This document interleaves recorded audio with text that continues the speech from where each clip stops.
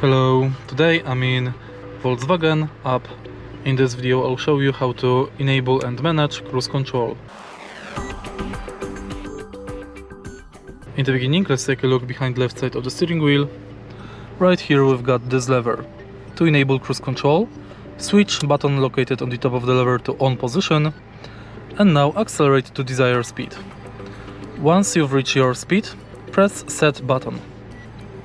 Now you can increase the speed by pressing plus button, decrease it by pressing minus button, or pause it by switching to cancel. To start it over, press again set button. To disable cruise control, select off. And that's basically it. If you find this video helpful, please leave like, comment and subscribe.